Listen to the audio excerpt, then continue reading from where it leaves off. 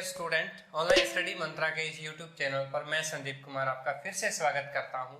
तो जो कल वाली वीडियो थी स्टूडेंट्स, उसके अंदर हमने 3 टॉपिक कवर किए थे। एक रेक्टेंगल कवर किया था, एक स्क्वायर कवर किया था और एक रोम्बस कवर किया था। तो आज की जो वीडियो है दोस्तों, ये हमारी रहेगी एक ट्रेपेजियम के ऊपर और एक पैरेललोग्राम के ऊपर और एक सेक्टाइल के ऊपर, यानी कि पॉलीगन के ऊपर। तो इस वीडियो के अंदर मैं इनके ऊपर बात करने वाला हूं दोस्तों।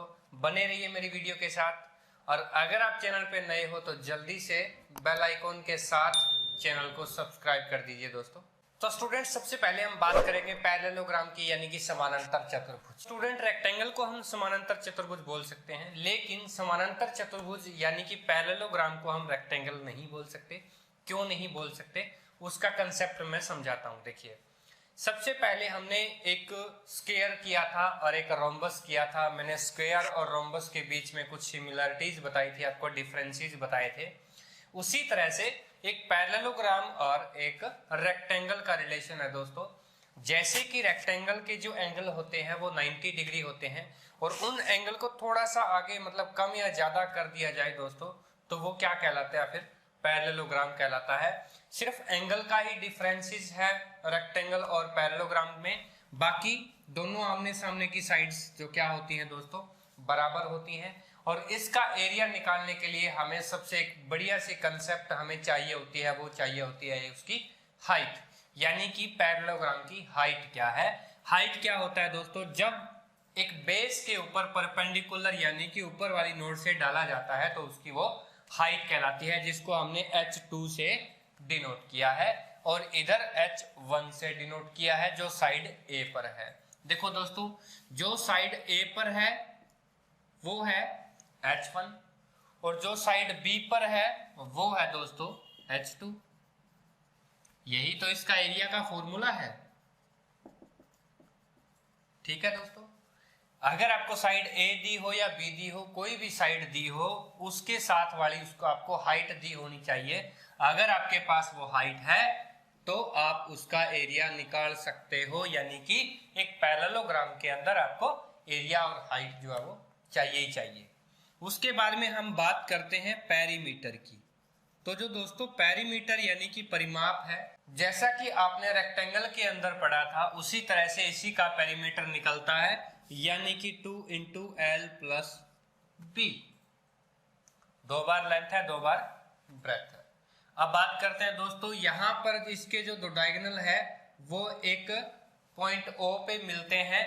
जो डायगोनल का हाफ पार्ट है ये इसके इक्वल है और ये जो हाफ पार्ट है ये इसके इक्वल है। दोनों के आमने सामने के जो एंगल है वो बराबर होते हैं, इधर वाले भी ये भी बराबर होते हैं। अगर इसको θ1 मानूं तो ये θ2 है, ये θ1 है तो ये भी θ2 है। θ1 और θ2 आपका दोस्तों दोनों का जो एंगल है वो क्या रहता है, 180 रहता है। इनकी जो चारों एंगल है उनका जो सम है दोस्तों वो रहता है 360। तो ये था आपका एक पैरेललोग्राम। आइए हम बात करते हैं ट्रेपेजियम के बारे में। तो स्टूडेंट, हमारा जो नेक्स्ट टॉपिक है वो है ट्रेपेजियम, जिसको हम हिंदी में समलंब बोलते हैं। समलंब की जो फिगर है कुछ इस तरह से है। यहाँ पर A, B और C और D एक समलंब है, एक ट्रेपेजियम है। और यहाँ पर दो साइडें दी हुई है A और B। A है वो कुछ छोटी है और B है वो बड़ी है। दोनों के बीच में जो एंगल है वो है दोस्तों 90 डिग्री, इधर भी 90 डिग्री है। यानी कि ये जो स्पेस है आपका, इसको हम जनरली हाइट बोलते हैं दोस्तों। यानी कि इन दोनों के बीच की डिस्टेंस या दो परपेंडिकुलर के बीच की डिस्टेंस है, यूं समझ लो वो एक हाइट है, ऊंचाई है उस समलंब की। क्लियर है। अब इसके पैरेलल में एक लाइन ड्रॉ करूंगा दोस्तों, ये लाइन है, यानी कि ये जो CD है इसके बराबर हमने यहां पर एक लाइन ड्रॉ कर ली है। सपोज दैट अगर आप इसको A मान रहे हो तो ये भी क्या होगी दोस्तों, A होगी। तो ये जो टोटल है वो बचगी B - A। इतनी इतनी जो है वो आपकी बच चुकी है B - A, और ये A के एज इट इज कंप्लीट आ गई दोस्तों, और पूरी आपकी B थी ही। यहां पर आप लिख सकते हो। तो अब आप ट्रेपेजियम का जो एरिया है वो आप दो तरीकों से निकाल सकते हो। सबसे पहला जो तरीका मैं आपको बता देता हूं कि अगर आपको दोनों साइड दी हुई है, यानी कि अगर आपको ए भी दिया हुआ है और बी भी दिया हुआ है, सबसे पहले तो आप इसको जोड़ दो, क्योंकि आपको क्या निकालना है, एरिया निकालना है, एरिया ऑफ ए ट्रेपेजियम। जोड़ दो, उसको फिर भाग कर दो 2 से, और उसके बाद में जो आपको हाइट दी हुई है उससे आपको मल्टीप्लाई करना है, आपका एरिया आ जाएगा। या आप यूं कीजिए दोस्तों, अगर आपको इन दोनों भुजाओं का अगर आपको माध्य दिया हो, या यूं कह सकते हो कि दोनों का औसत दिया हुआ हो, यानी कि ए साइड और जो बी साइड है उनका औसत भी दिया हुआ हो या माध्य भी दिया हुआ हो, तो भी आप दोनों संख्याओं का जो औसत है, एवरेज है, और एवरेज को भी आप डायरेक्ट हाइट से मल्टीप्लाई कर सकते हो, आपका एरिया आ जाएगा। बात तो वही है। ये देखो, ये फॉर्मूला भी मीन का ही फॉर्मूला है, स्टैटिस्टिक्स के अंदर अगर आपने पढ़ा होगा तो, और मीन्स यानी कि एवरेज, माध्यम। अब बात करते हैं दूसरा तरीका। तो स्टूडेंट्स, यहाँ पर जो फिगर आपको दी हुई है उसको हम दो पार्ट्स के अंदर डिवाइड करते हैं। कैसे? यहाँ पर एक पार्ट ये नीचे वाला और ये ऊपर वाला। ये जो पार्ट है दोस्तों आपका, ये स्क्वायर भी हो सकता है और रेक्टेंगल भी हो सकता है, ठीक है दोस्तों। और जो ऊपर वाला जो पार्ट है ये मेरा राइट एंगल ट्राइंगल है, क्लियर है। यानी कि अगर आपके पास रेक्टेंगल का एरिया है, यानी कि area of rectangle plus area of right angle triangle, दोनों का एरिया को अगर आप ऐड करोगे तो आपके पास एरिया ऑफ जो ट्रेपेजियम है वहां निकल के बाहर आ जाएगा दोस्तों। यहां पर भी आप निकाल सकते हो, क्योंकि आपको रेक्टेंगल के एरिया का फॉर्मूला पता है और राइट एंगल का भी पता है।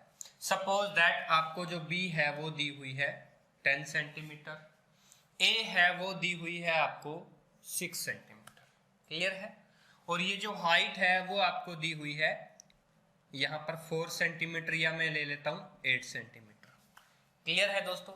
यहाँ पर ये 6 है तो ये भी कंप्लीट ए क्या हुई दोस्तों, 6 हुई। जब ये यहाँ पर 6 है और ये पूरी 10 है तो ये क्या हुई दोस्तों, 4 होगी। अब यहाँ पर ये जो 8 है आपको दी हुई है 8 सेंटीमीटर, तो ये भी 8 सेंटीमीटर होगी। सिंपल सी बात है, 8 को 6 से मल्टीप्लाई करते हो तो यानी कि इस कंप्लीट का स्क्वायर का जो एरिया है वो 48 सेंटीमीटर स्क्वायर आ जाता है दोस्तों। इसी तरह से यहाँ पर इस राइट एंगल का आप निकालते हो तो मैंने बताया था आपको कि राइट एंगल में इन दोनों को आप मल्टीप्लाई करके उनका हाफ कर दीजिए, या 1 half into base into height जो इसका होता है। तो 8 चौके 32, 32 में से आप क्या करोगे, 8 चौके 32, 32 का करोगे हाफ, यानी कि वो हो गया दोस्तों 16 सेंटीमीटर स्क्वायर।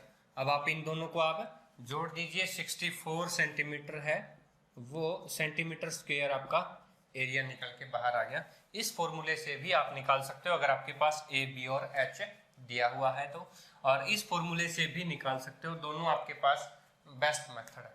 तो जो नेक्स्ट फिगर है दोस्तों वो है हमारी षष्ठभुज, यानी कि समषष्ठभुज, या हम बोल सकते हैं उसको सेक्टाइल। एक ऐसा फिगर है जिसके अंदर 6 ट्रायंगल होती है, वो भी कौन सी दोस्तों, इक्विलेटरल ट्रायंगल। और अगर इक्विलेटरल ट्रायंगल को सभी को एक सर्कुलर फॉर्म के अंदर अगर कंसिस्ट किया जाए तो वो क्या निकलता है दोस्तों, आपका सेक्टाइल, यानी कि षष्ठभुज। और इनकी सभी साइड्स हैं दोस्तों वो क्या होती हैं, इक्वल होती हैं। ए ए ए ए, ये जो 6 साइड है उसको मैंने ए से डिनोट किया हुआ है, मतलब कि 6 की 6 इक्वल है। तो स्टूडेंट्स अब हम बात करते हैं एरिया की, कि अगर आपको सेक्टाइल का एरिया निकालना हो तो कौन सा फॉर्मूला आप यूज करोगे। जैसा कि मैंने आपको पहले ही बताया था कि ये जो है वो इस तीनों जो है वो इक्वल होंगी एक सेक्टाइल के अंदर, यानी कि ये क्या है, एक इक्विलेटरल ट्रायंगल है। और इक्विलेटरल ट्रायंगल का मैंने आपको फॉर्मूला बताया था दोस्तों, √3/4 इंटू साइड की स्क्वायर। यहाँ पर आपके पास साइड जो है वो ए है तो यानी कि ए की स्क्वायर। ये आपके पास जो फॉर्मूला है दोस्तों, आपके पास ये एरिया का था। कौन सी एरिया का था? इक्विलेटरल ट्रायंगल की एरिया का था। और लेकिन इस सेक्टाइल के अंदर ये 1 2 3 4 5 और 6 जो है वो फिगर है, तो आप मल्टीप्लाई कर दीजिए दोस्तों इसको 6 से। आप जब काटोगे तो यहाँ पर आपके साथ निकल के आएगा 3√3, ठीक है, डिवाइड बाय यानी कि 2 इंटू ए स्क्वायर। तो ये आपका अब फॉर्मूला बन गया एरिया ऑफ सेक्टाइल। क्लियर है स्टूडेंट? अब हम बात कर लेते हैं सेक्टाइल के अंदर ये जो एंगल है ये भी 60 का होगा, ये भी 60 का होगा और ये भी 60 का होगा दोस्तों। इसी तरह ये दोनों 60 के और ये कंप्लीट है वो 120 का। इसी तरह ये सारे के सारे एंगल चलते रहेंगे। ये 60 का और ये जो कंप्लीट है दोस्तों ये होगा आपका 360 का। सारी की सारी साइड्स है वो बराबर होगी।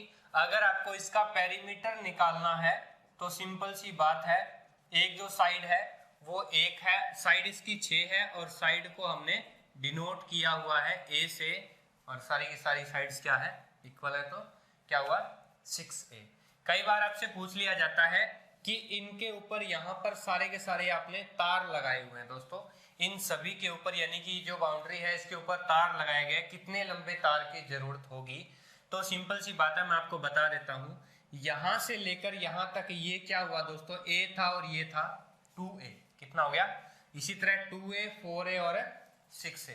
इसी तरह 1 2 3 4 5 और 6, कितने a की जरूरत पड़ी दोस्तों? आपको 12a की जरूरत पड़ी। कितने की जरूरत पड़ी? 12a की जरूरत पड़ी। जैसा भी क्वेश्चन अगर आपको दिया हुआ है कि अगर तार की जो जरूरत है वो कितनी है, तो आप सिंपल सी बात है, a आपको दिया रहेगा, 12 से आपको मल्टीप्लाई करना है, इतने सेंटीमीटर इतने मीटर की आपको तार की रिक्वायरमेंट है।